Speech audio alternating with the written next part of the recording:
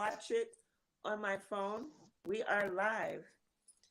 Hey, good afternoon, everyone. This is Ola Oya Speak, and I hope you guys are going to tune in with us today. We have a special guest on our panel, Baba Solomon, all the way live from Nigeria.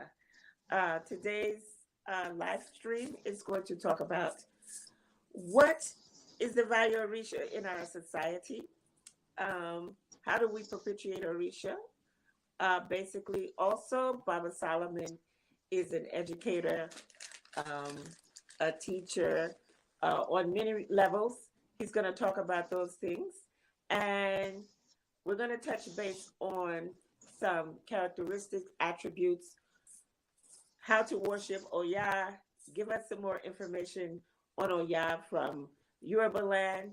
And you guys, without further ado, because we missed him last time, we were Baba, we were too late at night, and you guys were very early in the morning, so you missed that live. We were going to have last Friday. So you're here today. So what time is it in Nigeria right now? It's 3 minutes after 10. 3 minutes PM. after 10. Well,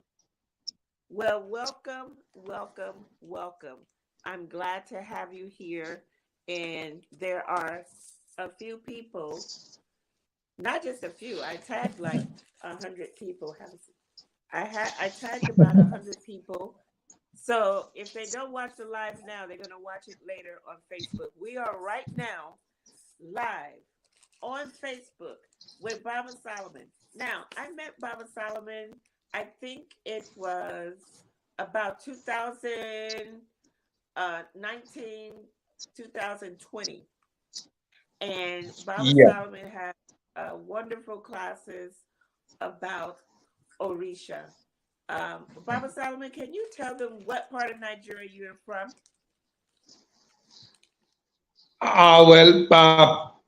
Paternally, I'm from the Delta part of Nigeria. Maternally, I am of Yoruba. So I share my spiritual tradition shares between the Yoruba and the Delta people's tradition. I also went further to study Hindu Tantra.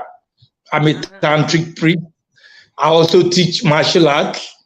I'm a priest of Kunga in the Republic of Cameroon, where they practice a sort of spiritual system with animal doubles. I am also a priest of Olokun in Yoruba land, also a priest of Olokun in Delta. Incidentally, my family has been having Olokun priests. I'm talking about my paternal lineage. I've been having Olokun priests for about 500 years. My grandmother was the chief priest of our village. So we've been having very long Orisha tradition.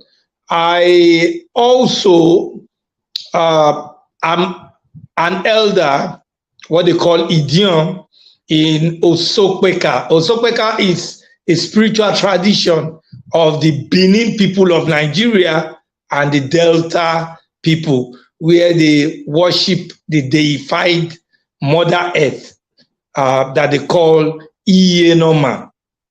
The good, yeah. So I've been around several spiritual traditions, both in the Orient and in West Africa. Yes. That is an amazing introduction, as well as it's an amazing family lineage that you are from. A long lineage of over 500 years of Olokun perpetuation. Wow. I mean, can you give us a little bit of excerpt about what the Olokun tradition is from your family line? Some of the things you've witnessed, and what has changed since then? Has anything changed from when you was a little one to now, just a little bit. Well, okay, talking about the tradition, things have changed. Things have changed because um, I think that the Africans, or let me say Nigerians, across, they've gotten more westernized and Western conscious, as in most of them don't adhere to the traditional beliefs anymore. They don't even understand. Most of them don't, especially the young ones, don't even understand anymore. But I can say that uh, things have started to change a bit in the past 10 years. There has been an increase in Africans or Nigerians who are educated, middle class and upper class, who have developed interest in Orisha. The way that when I was young, when my grandmother was alive, what usually happens in our family compound is that twice a week, there's always a dance. There's always an Oloku dance in our compound, because the Oloku practice in Edo and Delta, in Benin and Delta, involves a lot of dancing, chanting, and the throwing of efun, the white chalk, drawing a lot of diagrams. Those diagrams are called Ikaye or Ngba. Those diagrams are means of communication. They have several geometric patterns that they draw on the floor with efun. So when it is drawn, sometimes when they want to feed Olokun, they draw a certain geometric diagram. Sometimes when they want to dance, they draw another one. For initiations, they have certain diagrams they use for initiation. For when they want to do Thanksgiving, like a Thanksgiving, what they call Ojimiseme, they draw certain diagrams. But basically, there are some numbers that are significant for them. The number 4, because 4 represents the 4 market days. 4 also represents the east, west, the north, and south, the 4 cardinal points. So in the Oloku practice in Delta, they always draw 4 lines on the floor before they add any other geometric patterns to it. And those 4 lines are regarded as very auspicious because, like I said, they represent the 4 market days, the traditional 4 market days. In the past, people used to have 4 market days, traditional. After that, those 4 lines also represent the 4 cardinal points of the earth.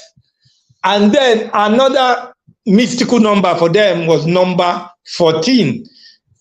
They believe that that is the highest manifestation of spiritual energy comes down with the number 14. So they talk about the 14 mystical bells of Olokun.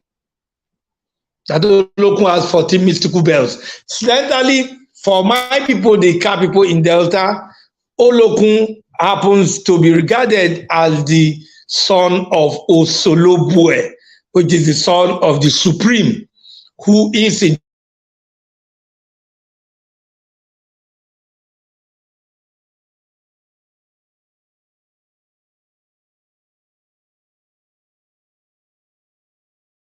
charge of all the waters. Other Baname, king of the waters, or king in the waters. So it's actually a community activity when Olokun is being propitiated.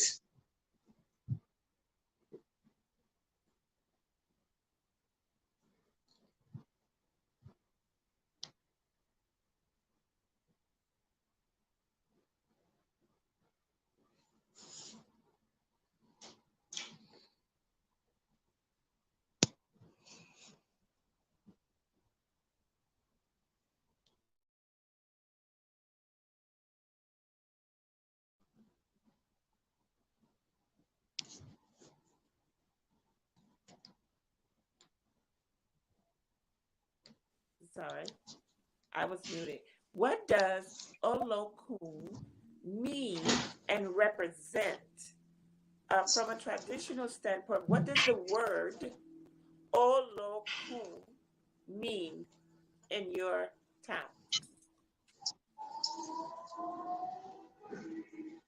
Can you hear me? Yes, it means owner of the sea. Owner That's what of it means, owner of the sea. yes. And what does that represent? That whole family and lineage. What was the need, or what did you understand growing up as a child for the about the need of a locum for the community or for the family? Yeah, we happen, my ancestors happen to be the kings of our town. We are from the lineage of the royal house. And then for us as a people, Olokun happens to be the son of Osolobwe. Solobwe is the almighty or supreme father, supreme spirit. And the royals were said to belong to the lineage of Olokun. And so that is how it happened that my family, began to become the guardian of the shrines of Olokun. And for our people too, Olokun happens to be the deity of fertility, deity of blessings, the deity of good luck and prosperity and good things, and of children too. So that's why it's very significant for them to propitiate Olokun. Yes. So, Baba, what do you see? And okay, so we are on this road. We're talking about a locun, and I'm just going to ask one more question about a locun, and then we're going to go into um, some information. But first, before we go there, I want to recognize some of our other guests that have joined us. Um, my name is Iya Alafose, and my godmother is here in the building, Iya Olo Oya. I want to acknowledge her. Iya Olo Oya, can you unmute or are you muted?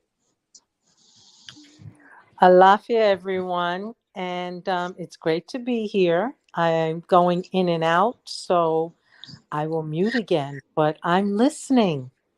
Yeah, Alafia to you. You're highly welcome. I'm glad to hear your voice. Well, we talk all the time. I know. I know. Yes, and we also have another guest who is also both my sisters. One, my I should call my in-law, and then my big sister Deneen, another Olo Oya, Oya Tomi. I'm going to bring her up to the panel. Baba Solomon, this is my big sister, my eldest sister Oya Tomi. Okay, you're highly Good welcome. Yeah. afternoon. Good afternoon. I'll see you. Now you see her. Okay, Yeah. Solomon.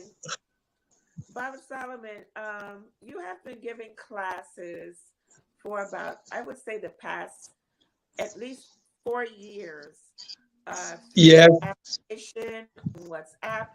You've gone through many types of, I would guess, lessons. I mean, lessons on Ugun medicine, lessons of Egungun, lessons on different Egbe, egbe. Egbe, Oshun. We've Yes, done many, all that. Merindilogun.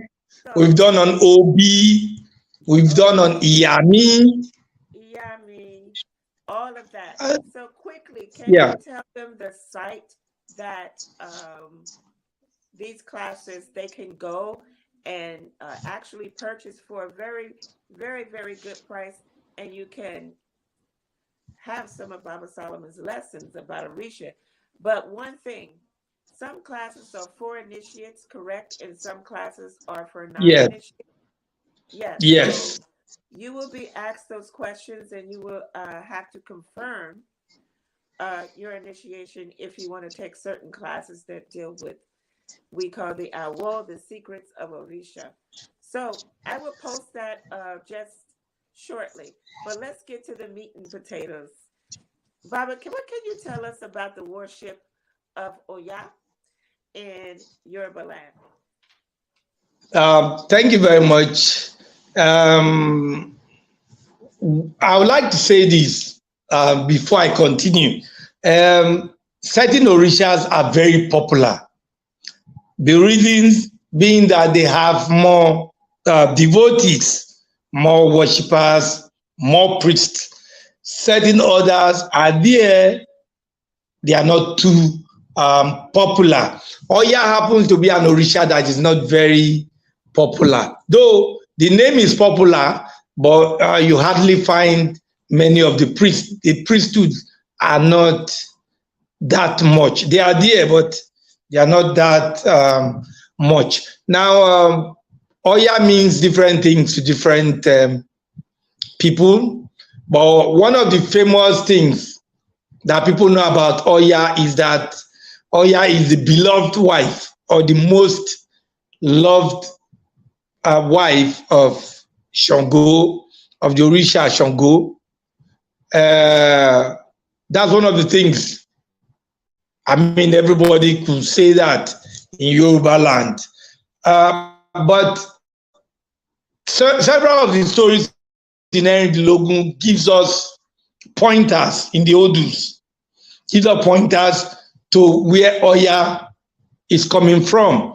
Initially, if you look at the Odu of Okoron and even in Ejoko, you find out that Oya was initially married to Ogun, was initially the wife of Ogun, but she felt that she wasn't being well taken care of, if you look at the Ejoko, because the husband, Ogun, hardly stays around. He's always going to fight some wars in one very far place or country or town, and maybe probably spend a couple of years, and before he comes back. After coming back, he goes for another war or hunting. And so Oya was dissatisfied in Ejoko.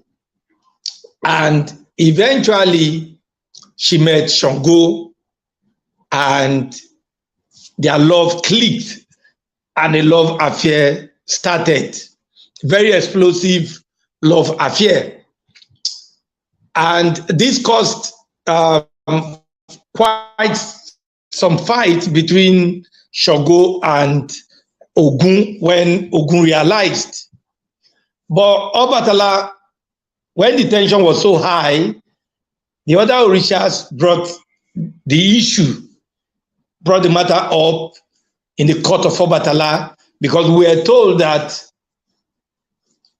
every five days the Orishas meet, what to call Ororun. They meet in the house of Obatala to deliberate on issues. And so when the matter came up, and Ogun said, "This is my wife," and Shango said, "This is my wife," and so Obatala said, "Okay, I know what to do.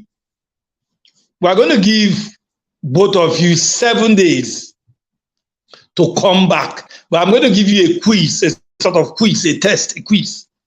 And the quiz is very simple.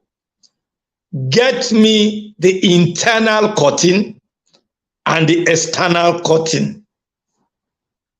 That was what Obatala told Ogun. And so, prior to that time, Ogun had issue as his good friend, very good friend. When friends have turned to brothers, we call them Imule. We call it Imule, like they have a pact.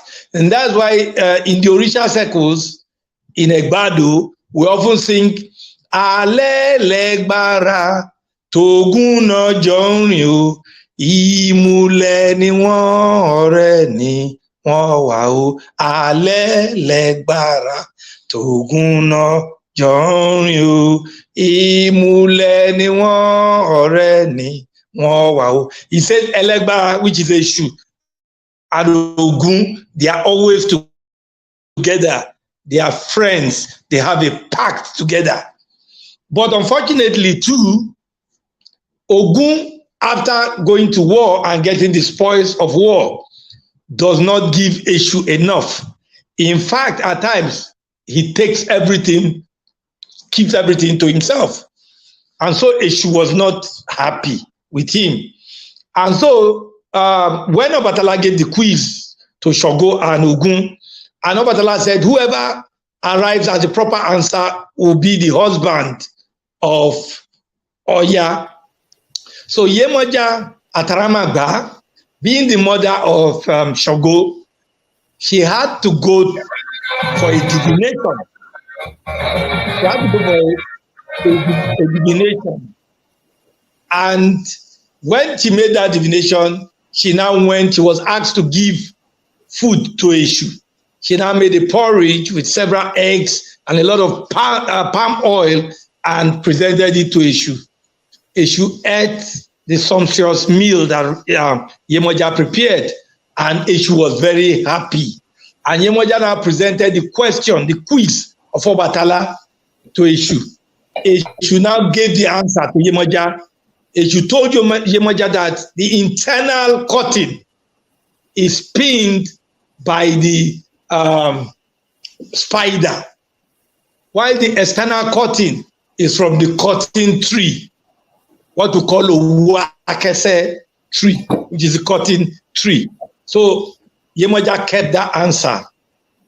Before the 7th day, Yemoja gave the answer to Shango, and then when the 7th day came and all the Orishas gathered in the house of Obatala, the courtyard of Obatala, Obatala presented the question to both of them again. Ogun said the outward cotton is from the cotton tree, but he didn't know the inward cotton or the internal cotton. But Shango was able to present the answer. And so because he presented that answer, Shango was given Oya, to go with Oya as the wife. And so this caused a lot of tension between Shango and Ogun. And that's why up to date, Shango and Ogun are not placed together. They are placed apart. And then up to date also, Ogun does not fight.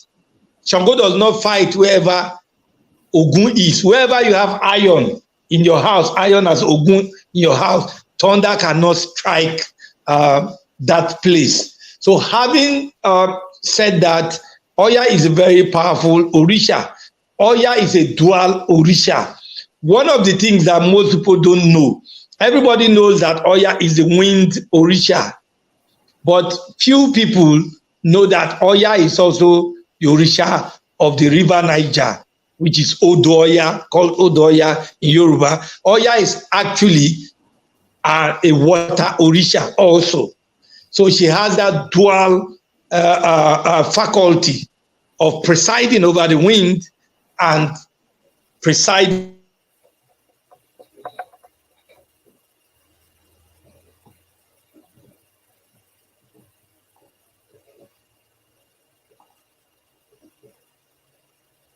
over the river Niger, being a river Aja. Is also the whirlwind that Oya sends out. Aja is also a spirit. People also propitiate Aja, but Aja is the servant of Oya.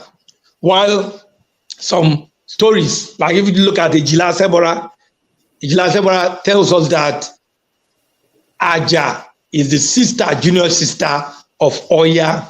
And so, looking at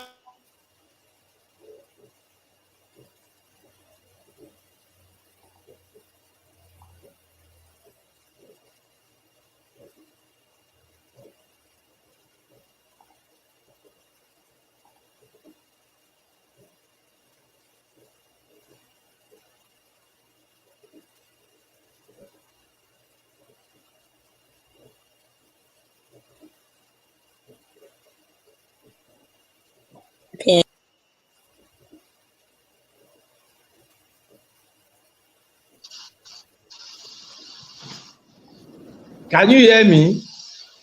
Yes. Okay, you can hear me. Okay, so if you look at Oya, so I said, like I was saying, that Oya plays a dual role. Oya also, there's a bit of animosity between Oya and Yemoja. Okay, that story is in Osa, in Owori, and partly in Ejila Shebora. But coming to Oya worship, Oya receives what we call oti, a bit of water, omi, small bit. Oya receives oti, alcoholic beverage. Okay. After alcoholic beverage, Oya also receives orogbo. Like Shango, Oya receives orogbo. So apart from orogbo, Oya also takes ila. Ila is what is it called? Ila is okra. You know okra? Oya also takes begiri. Like Shango, Oya also takes amala. Oya here, the highest four-legged animal you can use in propitiating Oya is the akewure, which is a female goat, a female goat that has given birth many times. Akewure, that is one of the highest offerings of Oya. Oya takes the honeycomb. We also offer honeycomb to Oya. We also offer elede pig to Oya. Oya forbids adin. Oya forbids agbo. A ram. Shango takes a ram, but Oya does not take ram. Oya forbids a ram. Oya takes a female, takes a hen, which is a female chicken. Or Oya's, one of Oya's most forbidden things, and most Oloya don't eat it here. I don't eat it because I'm also a lawyer who forbid eating of ram, the agbo. We do not eat it. But incidentally, that's the highest or one of the best offerings to Shango and Yemoja. And it has a reason. If you look at the Odu of Osa, Owori, Ejila, why Oya refuses the ram, you will find it there. Oya refused the ram because Yemoja was able to assist Shango in conquering Oya, and it was with a ram, an ebo of a ram, and that was why Oya made it clear that all our devotees should not take the ram. So that is how it is. Do you have any other further questions?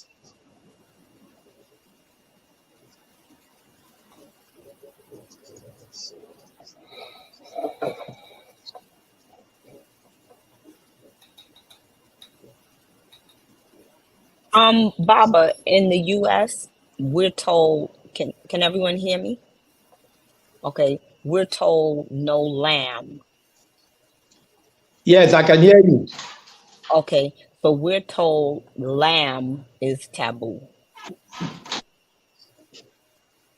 So ram and lamb? Ram and lamb are the same thing. Uh-huh. Okay. Gotcha. Thank you. Mm-hmm.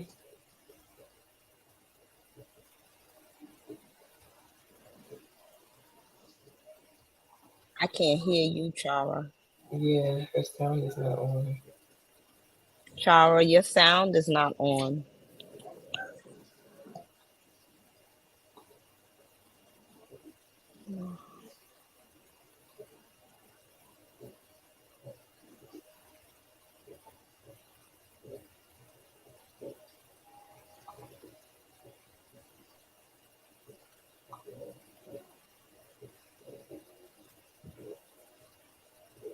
Mm-mm. I wonder if her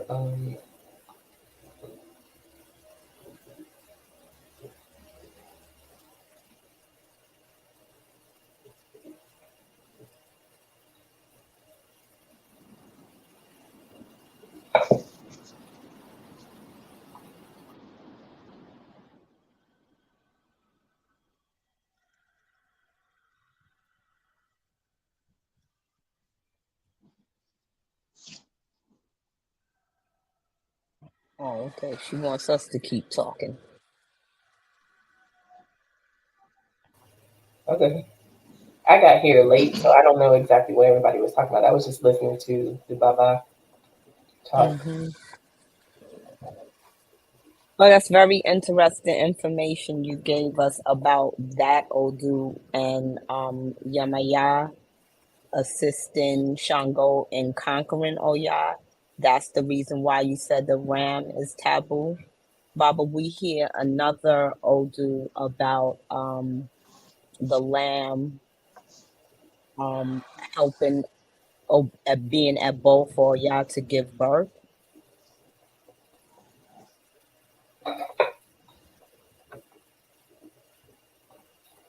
So, I wonder if he can hear you. yeah, I guess not. Maybe him and Charo on the same Right. line. Well, how are you? I'm good. How are you? I was running in after my job. I was like, oh, I hope I haven't missed too much. Yeah, I'm at work too. I'm gonna have to I hear the children now. I'm gonna have to come out of this meeting. But it has been fantastic. Yeah, the information definitely sounds like it was enlightening of what I Mm-hmm. caught of it. Mm-hmm. He Yeah, said maybe rant they're gonna have to connect and disconnect and then connect again. and come back in. Mm-hmm.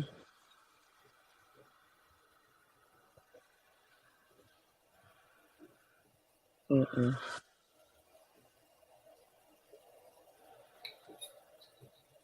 Is it your is your mic isn't muted, is it? Looks like she's And now she's frozen. It just might be a bad connection.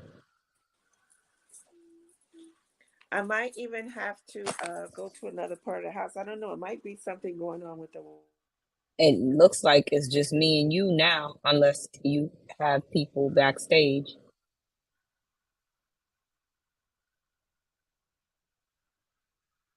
Oh, okay, cool.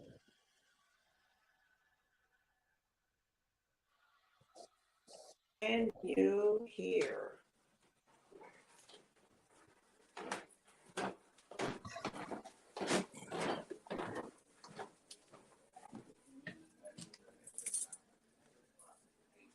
Okay. It happens. One of these days. One of these days. Yeah, I've been having one of these days Okay. all day with technology. Can you guys hear me now? Yes.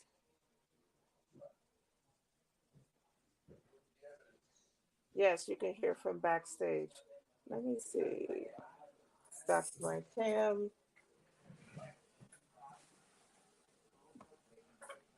Okay, well, I'm glad I caught a little bit of it, Chara. I'm still at work.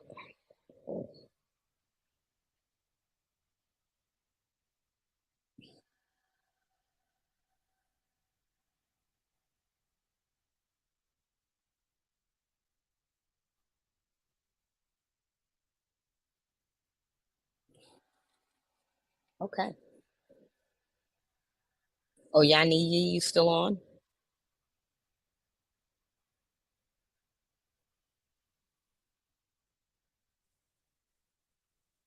Okay. I'm gonna wait for her to come back, but I gotta go.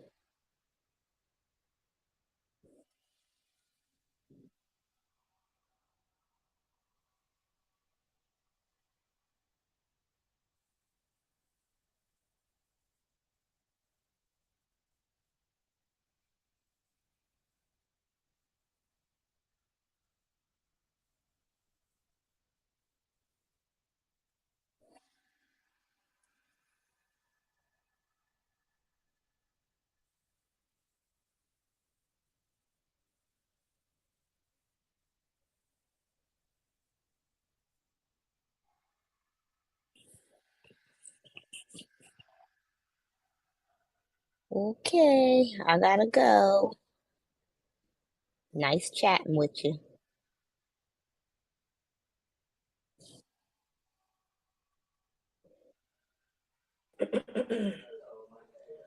Okay. Can you hear? Oh,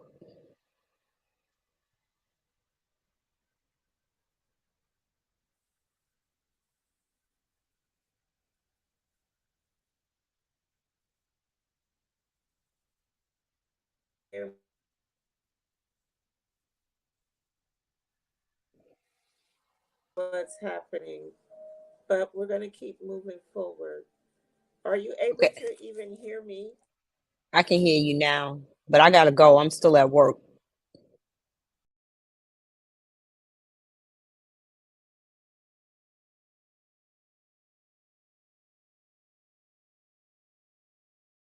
So,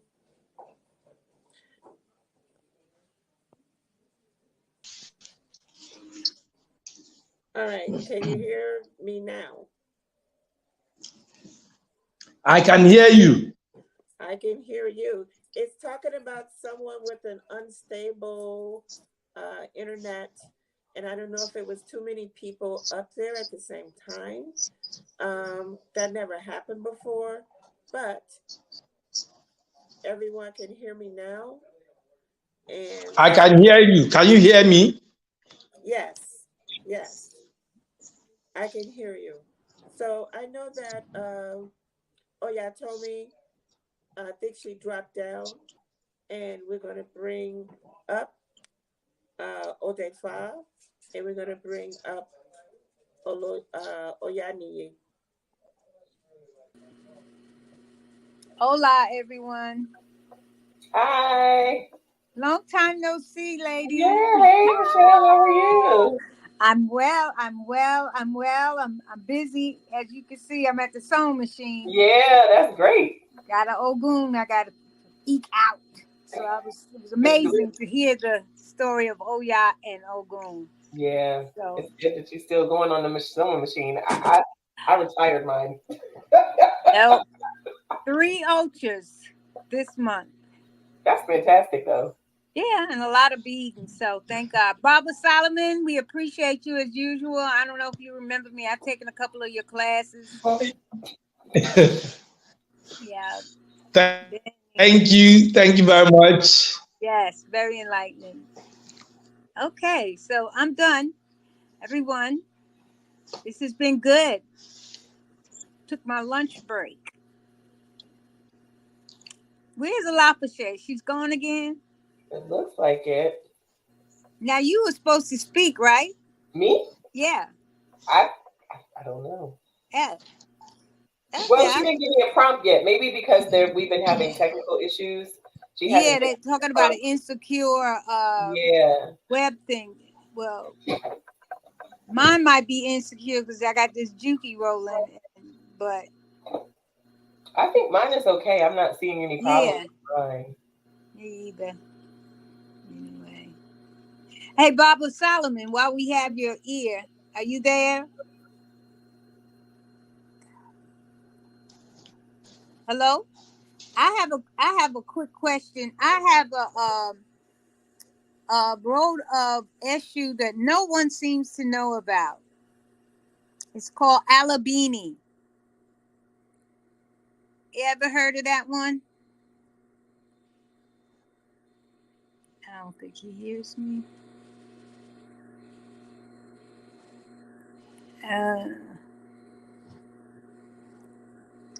Okay. Okay. Can you hear? Baba? Can you hear? He's back now. Bob Solomon, can you hear me? I can hear you. Okay, I was asking. I think I'm hearing you now. Yeah. Okay, I was asking if you knew anything about the Eshu Alabini. Alabini. Can you spell it? No. They gave me this Eshu when I received my hand of a ruler, and I have not found anyone who knows anything about it. And the Baba La who gave it to me, Baba Moy says, oh, this is for a warrior. Only a warrior could get this. I said, okay, so tell me something. And I don't think he knew much. But well, the name Alakmini I don't know if it's Alakpini or Alabini, but Alakpini, if it's, I said the name you call now, I'm trying to see if it's Alabini or Alakpini. If it's Alakpini, Alakpini is related to Egungun, but I don't know of Alabini. That I do not know. But if it's Alakpini, I know that is related to the Egungun, the cult of the ancestors, ancestral cult. Okay. Baba, I don't know if my name is Oya Niyi. I am Baba Ifayemi and Iya Olo Oya'Lola's goddaughter. I have a question. I think somebody posted it in the comments, and I don't know if you already answered it. But can you tell?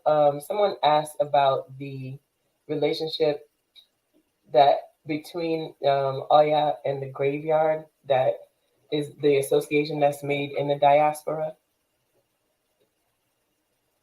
Oh, I've read things in Lukumi that talks about Oya as the guardian of the graveyard. Am I correct? I've read some articles on Lukumi like that. What I will say is that we don't hear in Isheshe here, we don't see Oya as the guardian of the graveyard. However, I am thinking that maybe one of the things why the ancestors that brought Lukumi from Africa to Cuba, I am just making a guess that maybe because Oya is also related to Egungun, and Egungun is also, Egungun controls spirits of the dead and the ancestors. Maybe that was why or how they developed that link. I'm just making a guess. I'm not saying it's 100% correct. But if you look at it here, Oya is, first of all, the Orisa of the wind. Second, the Orisa of water of the river Niger. River Niger happens to be the biggest river in Nigeria. Now, and I think the biggest in West Africa too, and the second largest in Africa. However, if you look at the wiki of Oya, it says, Oya ló ràgànràgàn tó lọ rèé bímọ sínú ọ̀gán, Oya ló bí Egungun.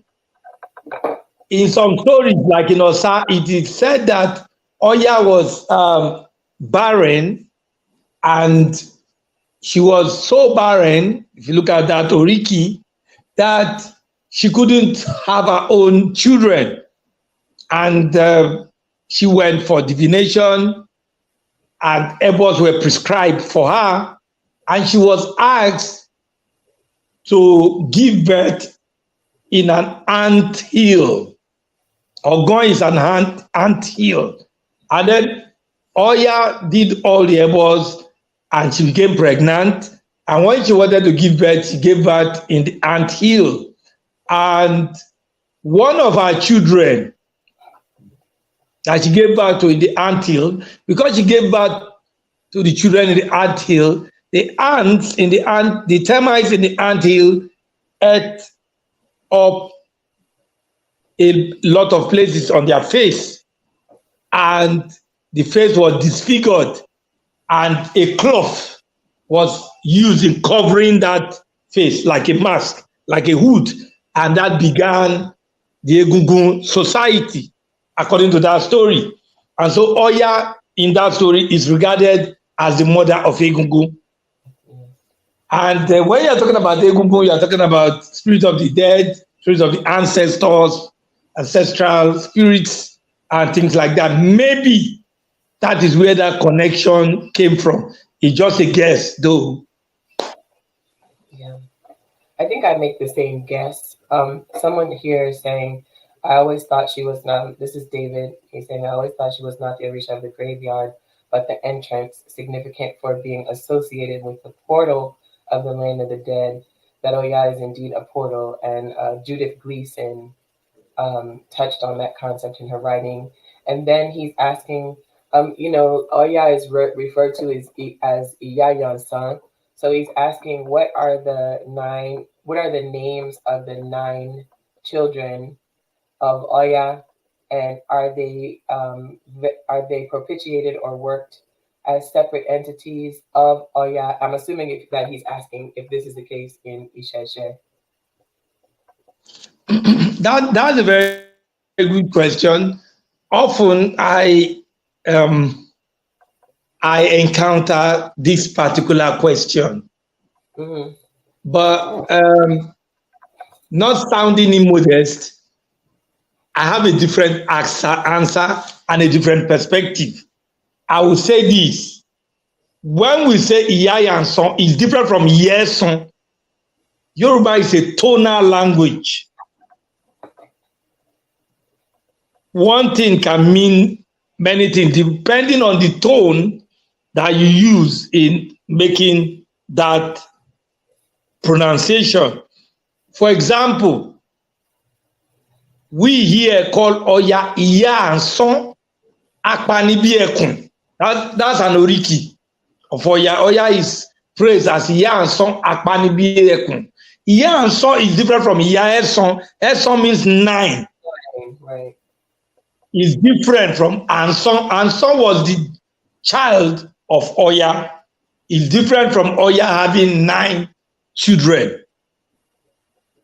If you want to say Oya has 9 children, that is Iya Eson being mother of 9. But now this is Iya Anson, which is the mother of Anson. Anson is the name, or was the name, of Oya's child.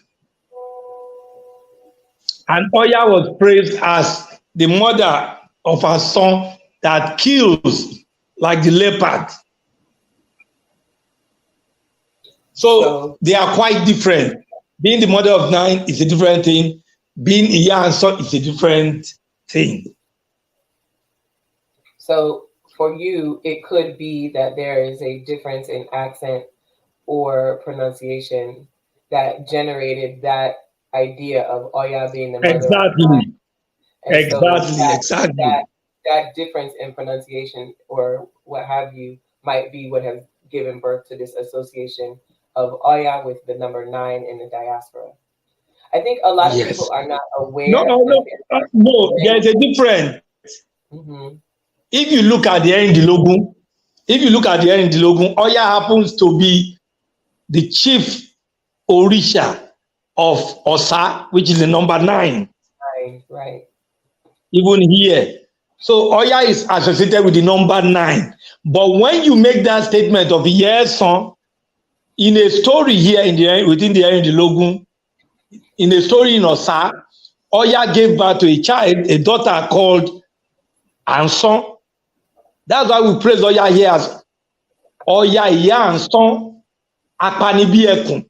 Oya, the mother of her son, who kills like a leopard, is different from Yeson. So I think there might have been a sort of maybe a mistake in pronunciation or something like that. But significantly, Oya happens to be in the 9th Odu, which is Osa, within the Erindilogun.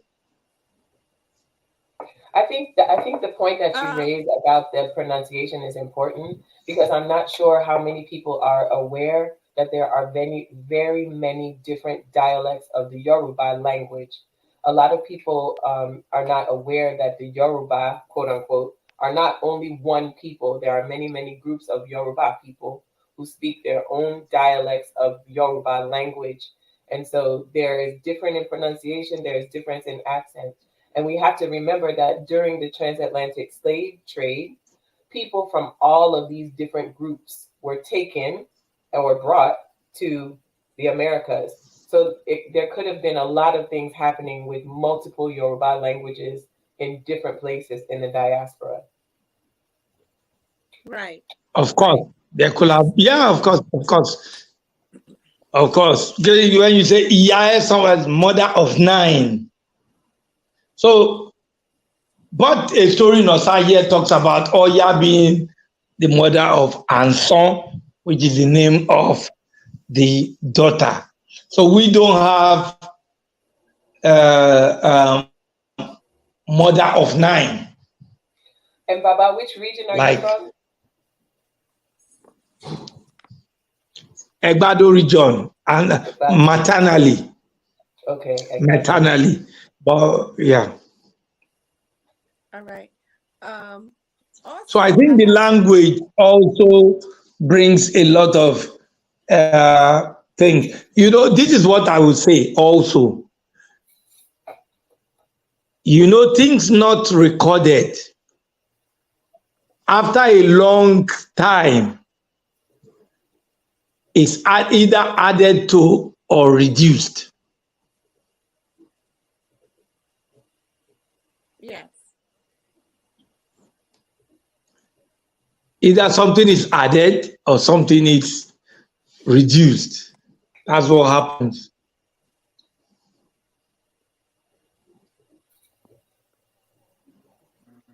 It's like that game telephone. You say one thing, and by the time it gets to the end of the line, it's a whole nother ball.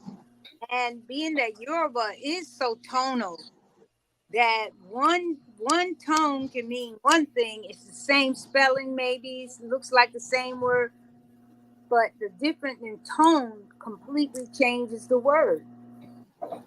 So there we have. Okay, can you guys hear me? Yes. Okay, great. So I just want to touch base on the conversation dealing with Oya and the Egungun connection, or being the mother of Egungun. I was been reading the book with Judith Gleason, who is the author, and it's called Oya in Praise of an African Goddess. She went and did some study in Nigeria in 1983, and I just wanted to speak on some quotes she made from a Oya priestess there who was named Oya Kupola, is in at Ira in Oyo City. And one of the praise names in this particular song that she was doing with Oya was what is posted on the screen there: Omoruku, child who carried the corpse.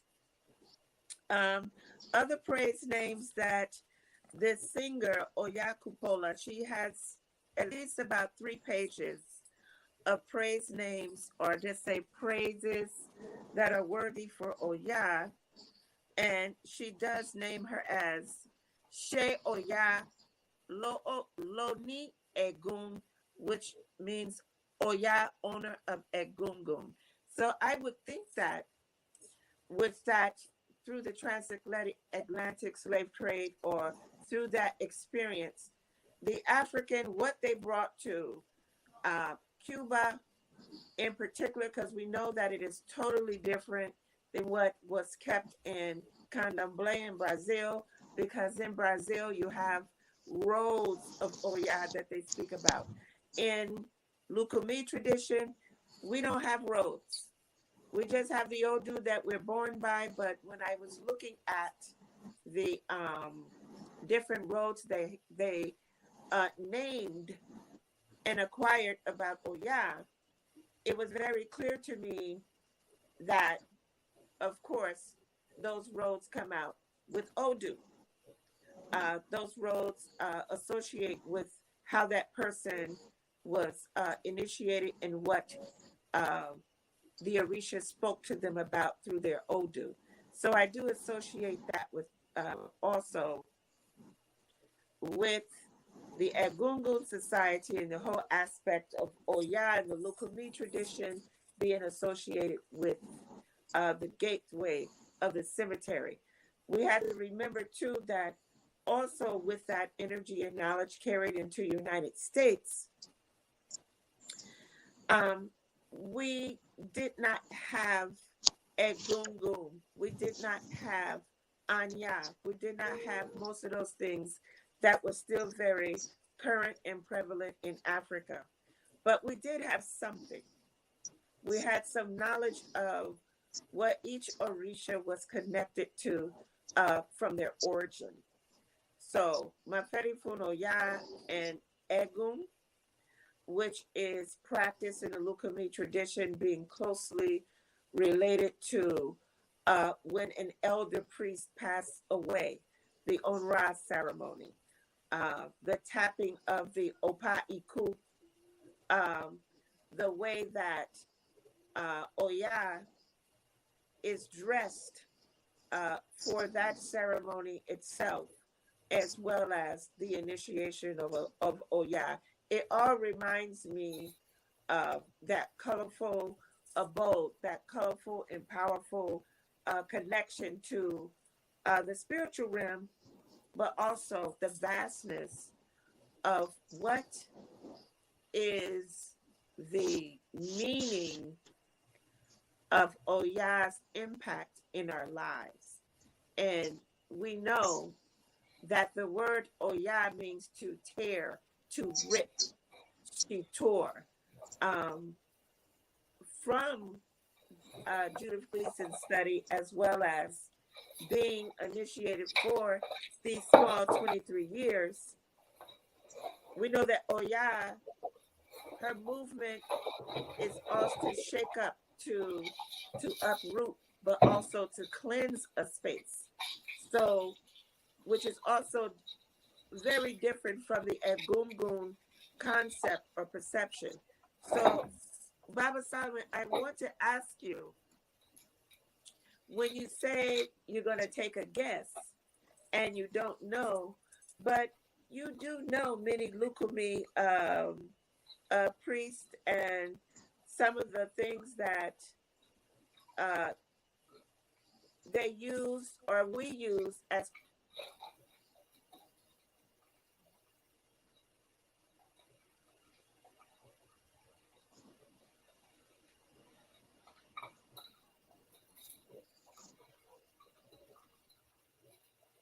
so I'm going to have to go downstairs, add to the stream. Okay. So can you hear me? Yes. Yes, All right. I can. Yes. So you are involved with priests from all across the world that worship Orisha. And Yes. I believe the purpose